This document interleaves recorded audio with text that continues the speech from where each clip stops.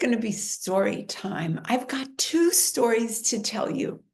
One is about Carly Simon and James Taylor. I know I'm dating myself, but they're both famous enough to have young people still know who they are. And the other story is about myself. And so I'm going to be referring to the Hissy Fit video. I think that was 93. And the follow-up one, you'll have to check which that one is. It was about whether my feelings and thoughts stick. My girlfriend said, "You get stuck too, don't you?" And I said, first I said yes. And then I said, actually, to myself, and then went back to her.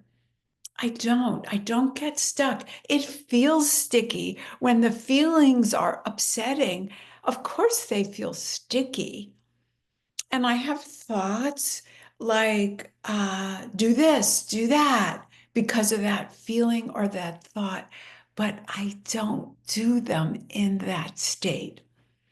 I do wait for a movement that's very different than a thought, very different than a feeling. And it's actually both. It's very centered, but it doesn't come from there. It's both and neither. So my first story is I have been leading an Enneagram group for years and years. And I love the group. I love the Enneagram. I love the people. And the group had gotten down to about 12 people. And for various reasons, we were talking about adding people, and there was no movement. And we talked about just having a smaller group. There was no big yes. In the beginning, I said, or we can, close up the group, and no movement then. So I didn't do anything because I wait for that movement that's not all about all these thoughts that are, or all the feelings that are. You know what I'm talking about, right? When we're filled up in reaction to stuff in life. So I'm developing a new program, and it's going to be called the Freedom Zone, because it's all about both and it's all about how to live from another place, acknowledging thoughts, acknowledging feelings. And then there's a paradox. Acknowledging means name them. My God, I'm having a hissy fit. And by the way, my hissy fit about the retreat was from a personality-based instinct called self-preservation. So other self-preservation people who have group as the lowest will have issues about joining groups, even if they're great in groups, even if they want to go. It's just something about the supplies. If group is your lowest of the three instincts. So the instincts, for those of you who are not yet Enneagram people, they're social, meaning it could be a group and it could be a party type thing, but it's also the world. It's, some people hate parties, hate groups, but are possessed with thinking about the world, what's going on, energy, politics, whatever is the larger vision of the world. And it could be idealistic, it could be judgmental, doesn't matter, but it's the world. So that's social. Intimate is one-to-one. And hang in there, because you're going to need to know this for Carly Simon and James Taylor. So the three are the three instincts. We all have all three. We have them in various levels. The most important is the one you're least good at. And it doesn't mean good, meaning good versus bad. I'm good. If you had a video camera on me in a group, I know how to deport myself and so on. It's just about where deep down in your soul or deep down in your instincts, there's an attraction that's automatic versus a pullback that is also very strong. So you're going to need to know those three. Just keep them in mind. So I'm lowest in social, highest in self-preservation, very good at one-to-one. One-to-one is very close. I'm very skilled at that. And I'm very comfortable with that because of the other part of my Enneagram, which is a 4. And 4s are connectors and intense. So that would make me good at the one-to-one. All right, let go of me. Except that I want to remind you from that video that the reason a hissy fit, loud stuff, doesn't stick for me, it feels sticky, but it doesn't stick, is I don't believe in those thoughts. I know they are mine. I own them. I take the appropriate steps to take care of myself or to act from the place that I don't believe them, meaning I go to the group because the movement was to sign up. The movement is to go, and yet there's the chatter.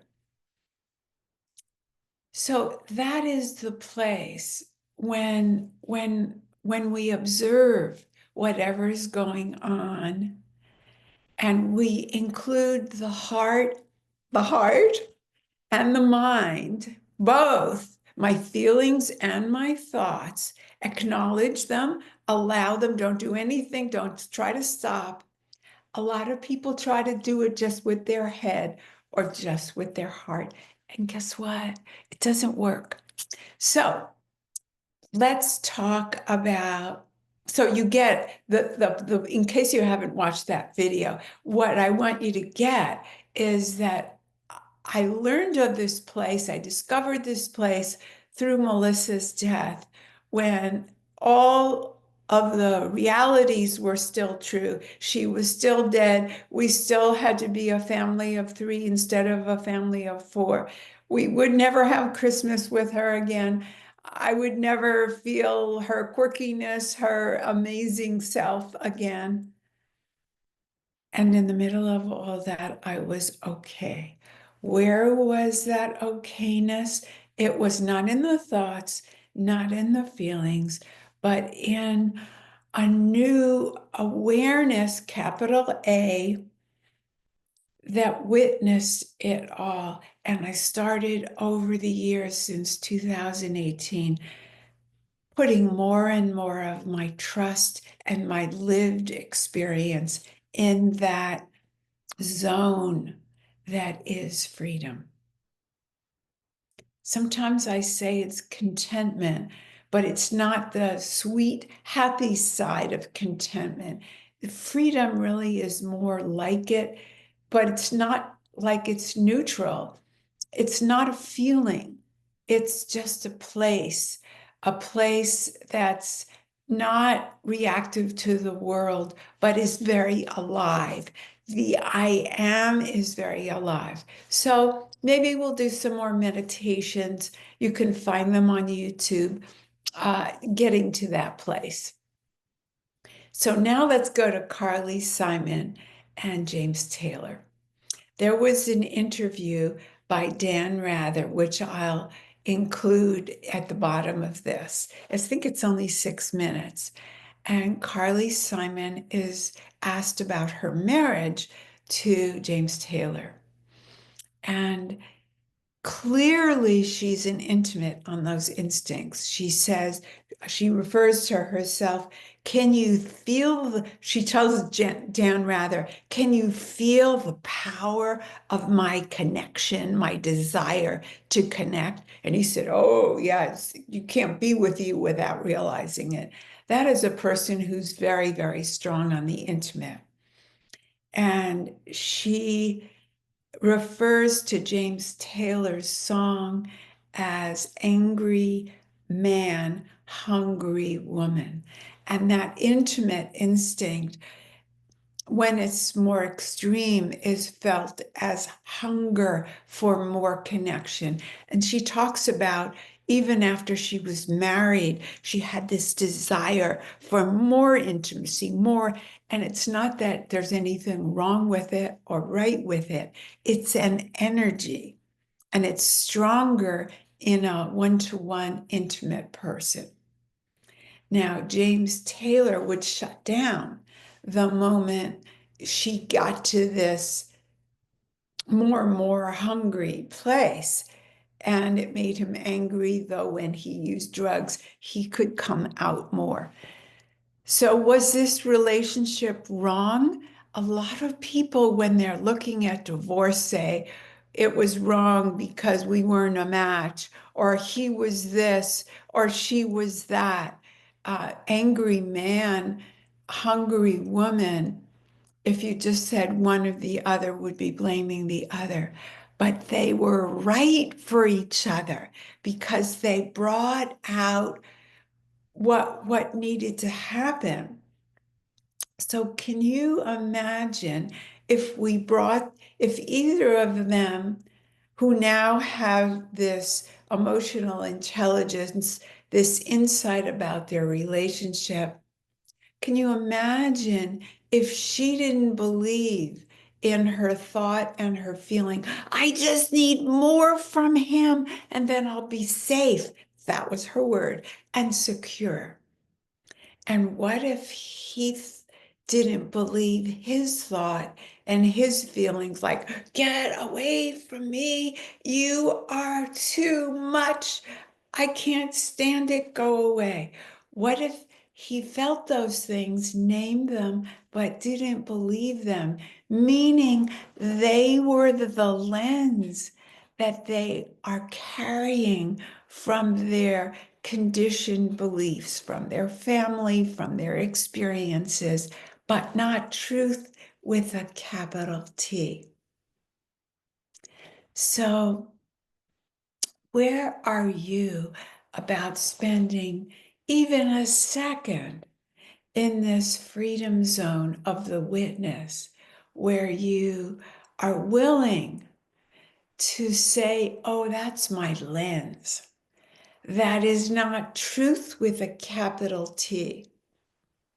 So I told you about stopping this Enneagram group, which I eventually did because one week it came to me just clear as a bell, end the group. I was like, really? Why? And of course, you don't get a why. When spirit wants you to move, it doesn't say why in paragraphs. That's the mind, that's the heart that fills in those stories. As a matter of fact, Carly Simon saw a photograph of James Taylor. I think it was the cover of Time magazine, and she hadn't even had a date with him. And it was 9 months later that she had her first date, but she said to her sister, I'm going to marry that man. Things come through us that they're movements, and they're really all the time, but we don't trust them. Now, everybody had their lens, including me, about why I was stopping the group. Some people are sure that it's because I'm now in this high-flying life of best-selling author, and I've moved on to bigger and better things. And though I have had some tremendous experiences, that is not the reason I ended the group. Other people were relieved because they were working, or it was hard to get to the group and they weren't making it anyway and they were paying. Other people were neutral. Other people, there were 3 or 4, maybe 5 people that were very disappointed. And it was hard for me to end the group. But when I get a clear movement, like sign up for this or sign off on that, I listen because that is where the freedom zone lives for me. So I want to give you a little bit of an afterward to that retreat that I went to where it was the hissy fit and so on. And I came back and it was my first week where I could feel the absence of this Enneagram group. And in the beginning of the week, it felt like, oh my God, because I'm not going to three other things. It wasn't just the Enneagram group, three other things I stopped. So it was all of a sudden, I had a truly free schedule to plug in or not plug in and really be creative of what is it that is deeply, deeply true that I want to speak about? Or should I retire? Is this a message that I should retire? I'm this. I'm no longer doing it. What does that mean? I don't know. And really, I didn't feel that anybody believed me that I just got a message and I didn't know. And it's not up to me to convince anyone, but it truly was true. So the beginning of the week, I think, well, maybe I'm going to be retired. Maybe I'm giving it all up. And I was willing.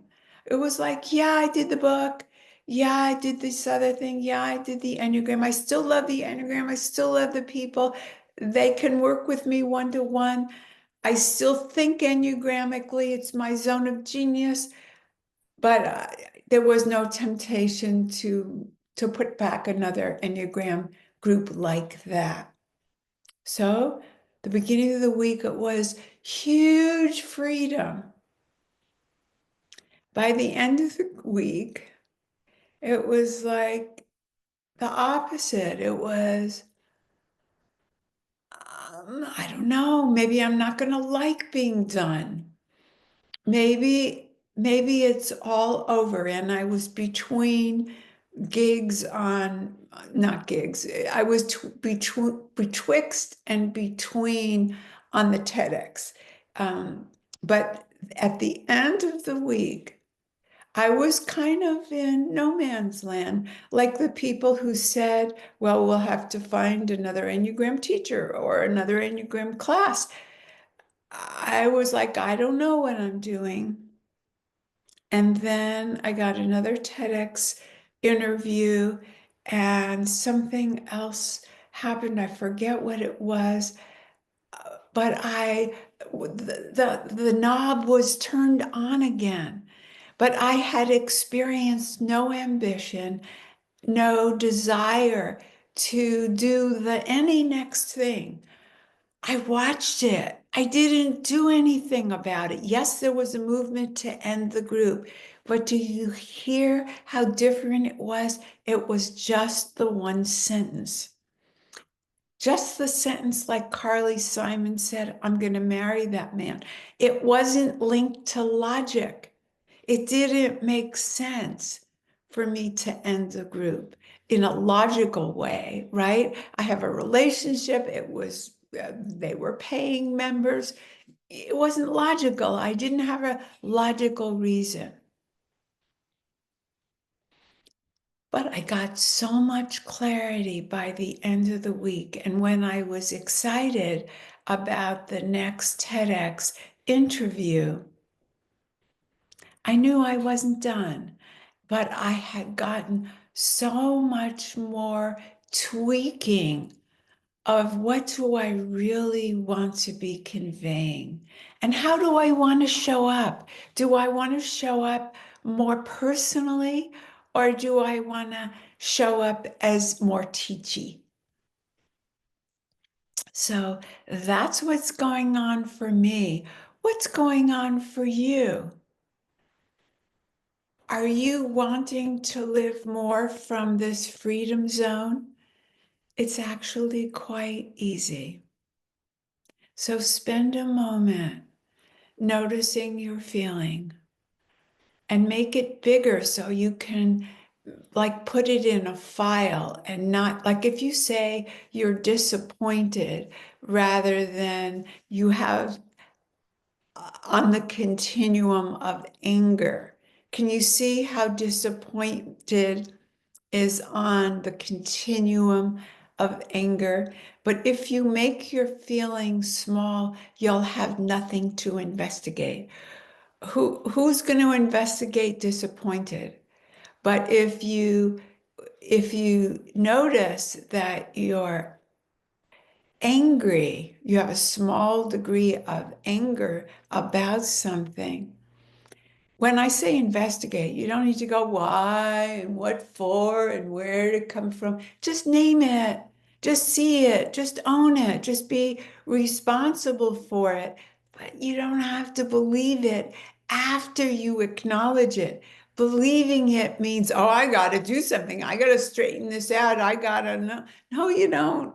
You just need to own you're angry.